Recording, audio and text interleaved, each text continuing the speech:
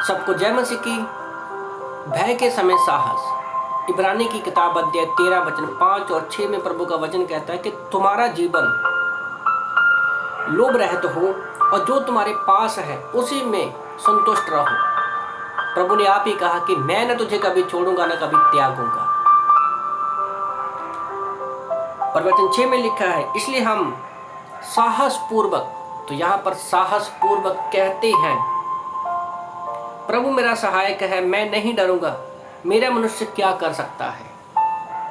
मनुष्य मेरा क्या कर सकता है?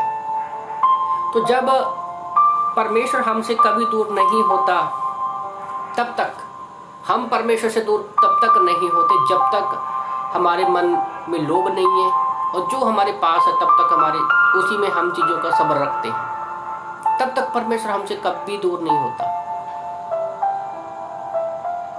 पर जब हम इन दो चीज़ों में फंस जाते तो परमेश्वर हमसे दूर हो जाता है।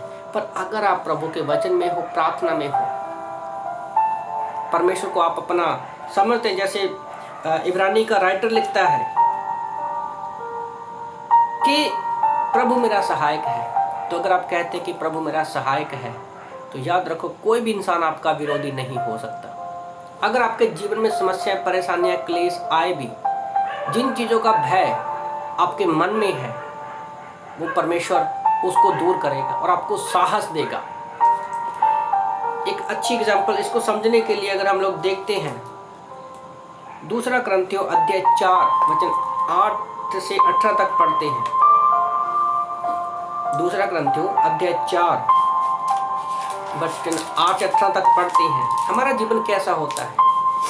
लिखा है कि हम चारों ओर से क्लेश सहते हैं परंतु मिटाए नहीं जाते, निरपाप तो है परंतु निराश नहीं होते, निरुपाय तो है पर निराश नहीं होते, क्लेश तो है पर हम मिटते नहीं हैं।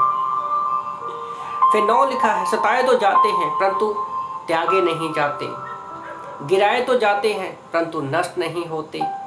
हम यीशु की मृत्यु को सदा अपनी देह पर लिए फिरते हैं। यीशु का जीवन हमारी देह में प्रकट है, तो हम स्वर्ग के वारिस हैं।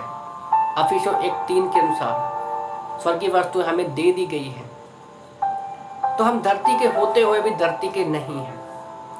हम यीशु की मृत्यु को सदा अपनी देह के ऊपर लिए फिरते हैं ताकि उसके स्वभाव को हम लोगों के बीच में प्रस्तुत कर सके और शैतान को भय के समय साहस उसका साथ हम लोग मुकाबला कर सके। वचन 11 में लिखा है, हम जो जी रहे हैं सर्वदा यीशु के कारण मृत्यु के हाथों सौंपे जाते हैं। यीशु का जीवन भी हमारे मरणशील शरीर में प्रकट हो। तो हमारा शरीर मरणशील है पर यीशु मसीह का जीवन हमारे अंदर है, इस बात का हमें साहस होता है। इस प्रकार मृत्यु तो हम में पर जीवन तुम में कार्य करता है। तो कितनी खुशी की बात है कि हमारा जीवन अब हमारा नहीं है, वो यीशु मसीह का है, क्योंकि हमारे अंदर यीशु मसीह के जीवन का साहस है, क्योंकि वो हमारा उद्धार करता है। 13 में लिखा है, मैंने विश्वास किया इसलिए मैंने बोला। तो रैली में हम यीशु मसीह के पीछे चलते हैं, हम ये साहस के साथ, भय के साथ नहीं बल्कि साहस के साथ लोगों के सामने बोलते हैं, मैंने विश्वास किया और मैंने ये बोला है, तथा ये जानती है कि जिसने प्रभु यीशु को जिलाया वही हमें यीशु के साथ जिलाएगा भी, हमें भी तुम्हारे पास सम्मुख उपस्थित करेगा, क्योंकि सब वस्तु तुम्हारे लिए है कि अनुग्रह जो अधिक से अधिक लोगों में फैलता जा रहा है परमेश्वर की महिमा के लिए धन्यवाद की बुद्धि का कारण बन सके।